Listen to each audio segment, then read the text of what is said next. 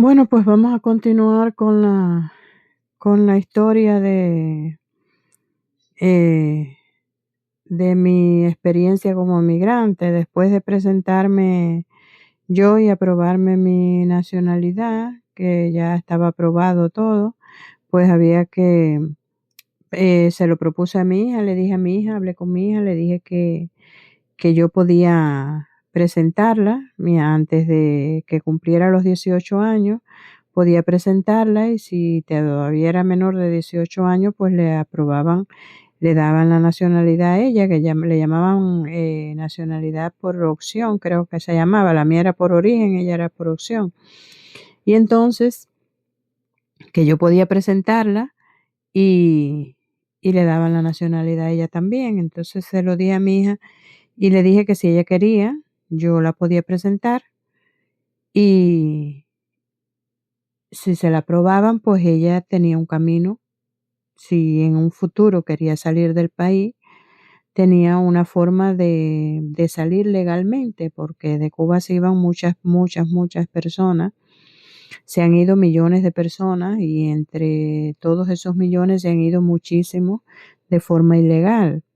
Y yo no me hubiera gustado nunca que mi hija hubiera tenido que tomar una decisión de ese tipo, de arriesgar su vida en el mar o por fronteras o lo que fuera. Y entonces yo le dije, si tú quieres, pues te dejo esto, una puerta abierta para si en un futuro tú, después que termines de estudiar, de lo que sea, tú quieres salir del país, que tengas una forma legal de salir del país.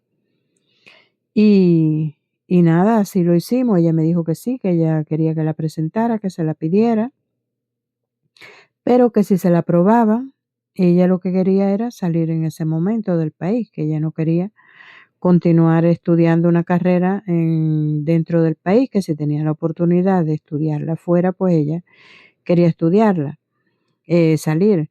Y entonces, pues nada, la presenté y sí, enseguida la aprobaron, porque como ya yo la tenía, pues le aprobaron su nacionalidad enseguida. Y ahí empieza todo un proceso, porque bueno, el padre no quería que dejara la carrera, así recién estaba haciendo segundo año.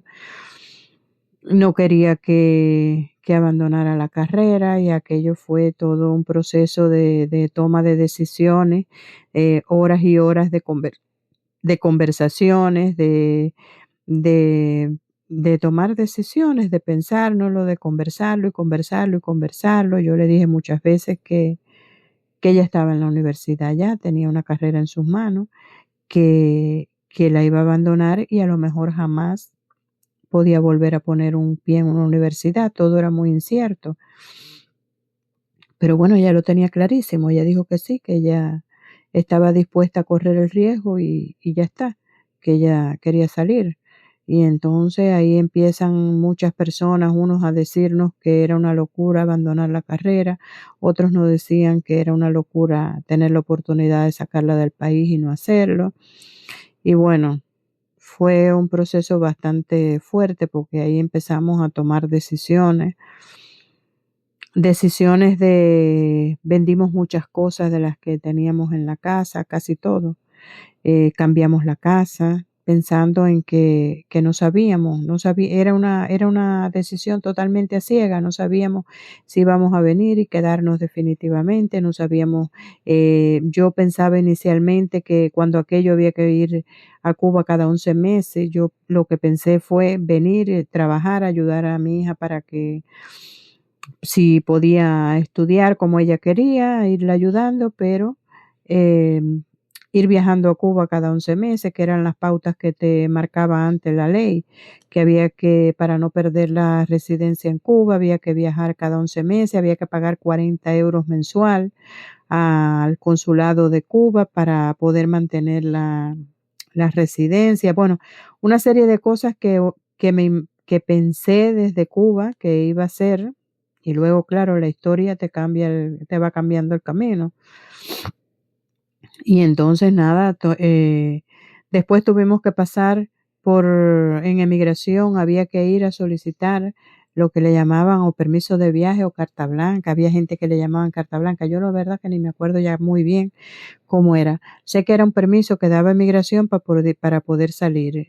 Yo tuve que pedir unos documentos en mi trabajo que no sé bien ni para qué era, si era para el permiso de viaje, para legalizar los años de trabajo que había trabajado allá, tenía que hacerme un documento la jurídica de la empresa, después tenía que firmarlo el director de la empresa, después había que llevarlo ante un notario que hiciera un cotejo de firma.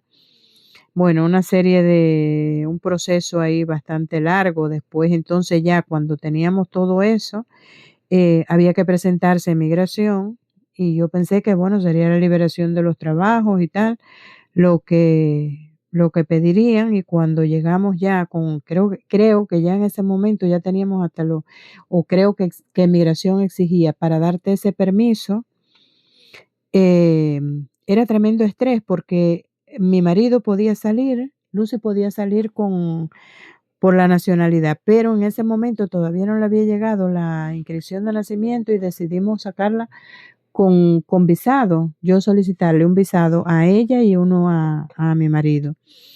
Y cuando ya tenía el visado, creo que era válido por 3 o 6 meses, algo de eso. Y cuando ya teníamos todo, teníamos que llevar los pasaportes para que nos dieran ese permiso, teníamos que llevar los pasaportes visados, los billetes comprados de avión, ya toda una serie de cosas. Y cuando nos presentamos ya con todo eso listo, nos piden la liberación de mi hija de la universidad.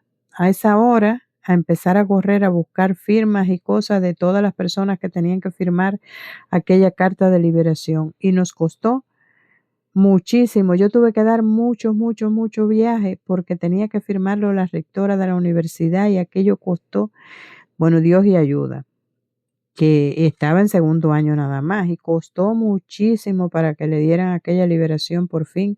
Al final se la dieron y entonces pudimos presentar y gracias a Dios en marzo del 2011 pudimos salir para España. Y ya la llegada aquí será otra historia que ya les contaré la aventura.